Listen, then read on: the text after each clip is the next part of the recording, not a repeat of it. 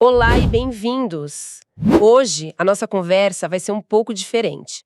A gente vai tentar assim separar o joio do trigo no mercado de ações de dividendos, já pensando lá em 2026. Um exercício de futurologia, mas com os pés no chão. Exatamente. Nós recebemos muitas análises e dados e para organizar tudo, vamos usar um sistema bem prático. A ideia é dividir as empresas em categorias, sabe? Aquelas que são uma compra quase óbvia. As que a gente quer comprar. Isso. Depois as que estão no radar esperando o momento certo, as que nos deixam mais indiferentes e, claro, aquelas que estão fora de cogitação. O objetivo é entender a lógica de cada uma. E é muito importante começar com um lembrete, né? Não existe uma fórmula mágica, uma resposta que sirva para todo mundo. Com certeza. Carteira de um jovem de, sei lá, 22 anos, que tem 40 anos pela frente para acumular patrimônio, ela vai ser completamente diferente da carteira de alguém que já vive de renda e precisa que os dividendos paguem as contas do mês. O objetivo muda tudo. Muda completamente o horizonte de tempo, o objetivo de vida, isso altera a definição do que é um bom investimento para cada pessoa. Essa distinção é fundamental. Uma mesma ação pode ser um foguete para uma pessoa e um peso morto para outra. Com isso em mente, vamos começar pelo grupo que todo mundo quer ouvir. As ações que estão no topo da lista, a categoria Quero Comprar. Vamos lá. Ok. A primeira da lista é a Irani, o ticker HONEY3. Nos estudos que a gente viu, ela aparece como uma escolha bem sólida para continuar aportando. E o motivo parece ser mais do que só bons dividendos. Exato. O caso da Irani é bem interessante. Por ser uma small cap, a gente já espera um pouco mais de risco, certo? Sim, é o esperado. Mas a sacada aqui é que a política de dividendos dela é muito previsível. É quase um relógio. Eles têm uma regra clara de pagar 25% do lucro, então o investidor não fica no escuro, esperando a boa vontade da diretoria. Ah, isso dá uma segurança enorme. Pois é, essa previsibilidade combinada com o potencial de crescimento por ser uma empresa menor que cria uma coisa rara na bolsa. A segurança do dividendo com o motor de crescimento de uma small cap. Entendi. Então não é só o valor, é a confiança de que ele vai continuar entrando. Faz todo sentido. Seguindo, temos um gigante, Banco do Brasil, BBAS3. A análise diz para continuar comprando, mas tem um porém bem grande aí, né? O preço, isso. A tese só se sustenta nos patamares atuais. E aqui entra um ponto importante. Mesmo sendo estatal, o que sempre deixa o investidor com o pé atrás por causa de interferência política, Sempre. o banco tem entregado resultados muito fortes. A questão do preço é o que transforma ele de um bom banco para uma boa oportunidade. Se o preço sobe demais, a margem de segurança diminui. Certo, mas qual seria esse limite? O que é subir demais? Se a ação sobe, digamos, 20% nos próximos meses, ela já sai dessa lista? Ótima pergunta. Sim, exatamente. O investimento é dinâmico. A análise aponta um preço teto, sabe? Um valor máximo que faria sentido pagar. E qual seria esse valor? Algo em torno de R$ 32, R$ 33 reais. Se a cotação passa disso, a relação risco-retorno já muda. O potencial de ganho diminui e talvez seja melhor procurar outra coisa mais descontada. Perfeito, ficou bem claro. Agora, um caso que eu achei fascinante, Caixa Seguridade, XSE3. Ela entra na lista não só por mérito próprio, mas por causa da concorrente. É o conceito de valuation relativo na prática. Pensa assim, duas cafeterias ótimas na mesma rua. Se uma fica famosa e começa a cobrar o dobro pelo mesmo café, a outra que manteve o preço se torna muito mais atraente, né? Claro, é o que acontece aqui. BB Seguridade é a líder, a cafeteria famosa. Se as ações dela disparam, ficam caras, o capital inteligente começa a olhar para o lado e perguntar: onde eu acho qualidade parecida por um preço melhor? É a Caixa Seguridade essa segunda opção. Uma analogia perfeita. Falando em qualidade, a próxima é a BR Partners, BRBI11. Mesmo depois de já ter valorizado bastante, a análise insiste que ela continua sendo uma boa compra. O que justifica isso? A BR Partners joga um jogo diferente. Ela atua num nicho, um setor muito específico de banco de investimentos. Exige uma especialização, Uma rede de contatos que não se constrói do dia para a noite. Um diferencial competitivo forte. Exatamente. Ela cria um fosso de proteção. Quem compra BRBI 11 não está só comprando um ativo barato. Está se tornando sócio de uma operação de altíssima qualidade. E por essa qualidade, às vezes vale a pena pagar um pouco mais. Tendos enormes no início do ano, geralmente em fevereiro. Ah, sim. A estratégia é simples. Acumular o máximo de ações possível antes dessa data para receber esse pagamento. É uma aposta direta na geração de renda. Interessante como esse primeiro grupo já mostra estratégias tão diferentes. Temos a consistência da Irani, o valor do Banco do Brasil, a aposta relativa na Caixa, a qualidade da BR Partners e a jogada de dividendos da BB Seguridade. É isso. Um bom portfólio raramente aposta numa única coisa. Ele busca valor em diferentes tipos de ativos e por diferentes motivos. Ok, então essas são as compras que parecem mais claras. Mas o jogo do investimento também é sobre paciência, né? Vamos falar agora daquelas ações que a gente fica de olho esperando o momento certo. A nossa lista de espera. Aqui a análise fica mais sutil. São empresas que estão quase lá, mas falta um gatilho, um preço específico para a compra acontecer. Começando com um peso pesado. Petrobras, a PET4. O dilema aqui é clássico. Dividendos enormes agora contra uma incerteza gigantesca no futuro. É a tensão entre o presente e o futuro. Se o objetivo é dinheiro para os próximos 5 anos, a Petrobras parece uma máquina. Mas se o plano é aposentadoria em 2060... Aí a história é outra.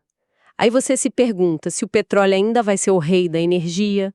A transição energética é uma sombra que paira sobre a empresa. Por isso ela está em observação. Uma queda muito forte no preço, algo na casa dos R$ 20, R$ 22, poderia compensar esse risco. Outra de commodities, Klabin, KLBN11. O setor de papel e celulose é forte. O preço caiu recentemente para a faixa de R$ 3,50. Parece uma boa entrada, mas existe uma hesitação. A hesitação tem nome, Irani. É o custo de oportunidade. A Klabin é uma empresa fantástica, líder global. Mas se o objetivo principal é dividendo, a Irani, no mesmo setor, hoje entrega um percentual maior. É uma escolha entre segurança e retorno. Exatamente. A segurança e o tamanho da Klabin ou o maior dividendo da Irani. Não tem resposta certa, depende do perfil. Indo para o setor elétrico, temos a Eletrobras, ELT3. A percepção aqui é que talvez o bonde já tenha passado. Ótima pagadora de dividendos, mas o crescimento Limitado. O tamanho da Eletrobras é sua força e sua fraqueza. É um transatlântico, estável, seguro, mas é muito difícil fazer um transatlântico dobrar de velocidade. Para quem está acumulando patrimônio, talvez uma empresa menor e mais ágil seja mais interessante. Agora que foi chamada de número 1 da lista de espera. Banco Itaú, ITUB4. A resiliência do banco é impressionante, né? Passa a pandemia, muda governo e Itaú continua entregando. Por que então ele não está na lista de compra? O único motivo apontado é a existência de uma posição já grande em Banco do Brasil. Isso levanta uma questão interessante. Exato, eu ia perguntar justamente isso. Se ambos são bons, qual o problema de ter uma fatia de cada um? Por que não diversificar dentro do próprio setor? A lógica por trás é evitar a concentração excessiva. Ter uma parte muito grande da carteira em bancos, mesmo que sejam bancos diferentes, te deixa muito exposta à economia brasileira, ao setor financeiro. Ah, entendi. A escolha pelo Banco do Brasil, em vez do Itaú nesse caso, é uma aposta de que o desconto no preço do BB compensa a qualidade talvez um pouco superior do Itaú. É uma escolha entre o ótimo que está caro e o muito bom que está mais acessível. Faz sentido, é gerenciamento de risco. E por falar em risco, chegamos na Vale, VLE3. O histórico dela é uma montanha russa. Completamente. Investir na Vale é quase como apostar na economia chinesa. O desempenho dela depende muito mais do preço internacional do minério de ferro do que da própria gestão. É imprevisível. Totalmente. Para um investidor que busca previsibilidade, que quer dormir tranquilo, a Vale vai ser sempre um item de observação, não uma posição central. E nessa lista ainda aparecem outros nomes. Gostei da análise da Sanepar, CAPR11, que parece barata, mas tem uma política de dividendos ruim. Como isso funciona na prática? Olha, a política de dividendos é um detalhe que muita gente ignora. Não adianta a empresa ter lucro se ela não tem o compromisso de distribuir esse lucro. A Sanepar é um caso clássico onde o lucro fica empossado na empresa em vez de fluir para o bolso do investidor. Interessante. Outro caso é o Banco Banesses, BES3. Paga ótimos dividendos mensais, mas só atua no Espírito Santo. Isso pode ser visto como um risco pela concentração ou como um nicho onde ele é dominante. Depende da perspectiva. Fica claro que o tema dessa categoria é a relação preço versus qualidade. São ótimas empresas, mas ou o preço está esticado ou tem alguma pequena falha que nos impede de apertar o botão de comprar agora. Perfeito. E isso nos leva naturalmente ao último grupo. As empresas que foram descartadas. Exato. E é importante frisar, descartada não significa empresa ruim, né? Muitas vezes o problema é o preço da ação. Exatamente. E o primeiro exemplo prova isso. ENGIE, EG3. A empresa é nota 10, uma das melhores do setor elétrico. O problema é a ação, que está sempre cara. É o exemplo perfeito da lição de separar a empresa da ação. Apaixonar-se pela empresa e ignorar o preço é um erro clássico. É a receita para o desastre. É como querer muito uma Ferrari, mas só poder comprá-la pelo preço de duas. Simplesmente não faz sentido. Outra do setor elétrico que muitos adoram, mas que está na lista de descarte, é a Taesa, TAE11. O que a tira do jogo? A Taesa tem uma data de validade em parte das suas receitas. Algumas das suas concessões, mais antigas e lucrativas, vão terminar por volta de 2030. O mercado, que vive de expectativa, já está colocando isso no preço. Então o risco futuro já está pesando hoje. Exato. Com essa nuvem cinzenta no horizonte, o preço atual teria que cair muito para compensar o risco dessa perda futura de receita. Falando em coisas que o mercado já precificou, chegamos na CEMIG, CMIG4. Os dividendos dela já foram altíssimos, mas parece que a festa acabou. E tem um detalhe na política de pagamentos dela que é bem ruim. É um alerta importante. Imagina que seu chefe te fala: parabéns, você vai ganhar um bônus de R$ 10.000. Você fica animado, claro, mas aí ele completa: só que eu só vou te pagar daqui a 1 ano e sem corrigir pela inflação. Nossa, o bônus já não parece tão bom assim. Pois é. Exatamente o que acontece com o dividendo da CEMIG. O dinheiro anunciado pode levar até 1 ano para ser pago, perdendo valor para a inflação. É um capital que fica preso, sem render. Essa analogia mata a questão. E temos também a Copel CPLE 6, que era queridinha de muitos até pouco tempo. O que aconteceu? A Copel é a história da festa que você chegou atrasado. Entre 2021 e 2023 era uma ótima oportunidade. Veio a privatização, que foi excelente para a empresa, mas atraiu tanto dinheiro que o preço da ação inflou. Quem comprou antes se deu bem. Muito bem. Mas para quem chega agora, a maior parte das boas notícias já está no preço. A relação risco-retorno mudou completamente. E nessa categoria de indiferentes, aparecem vários bancos, como Santander e Bradesco. No caso do Bradesco, BBDC4, o sentimento é parecido com o da Copel, né? Nada, perto dos R$10, R$11. Havia muito pessimismo. Quem teve coragem na baixa foi recompensado. Agora, com a ação já bem mais valorizada, o bonde andou. E para fechar a lista de descartadas na categoria Não Pretendo Investir, temos duas de saneamento: Copasa, CSMG3 e Sabesp, SBSP3. Aqui os motivos são diretos. A Copasa parece ter mudado o foco, não prioriza tanto os dividendos e a ação já subiu mais de 100% em 2025. É muito arriscado comprar depois de uma alta tão forte. E a Sabesp sofre do mesmo mal da ENGIE, ótima empresa, mas cronicamente cara na bolsa. O que nos leva à grande lição deste último segmento. A decisão de não investir aqui não é um atestado de que são empresas ruins.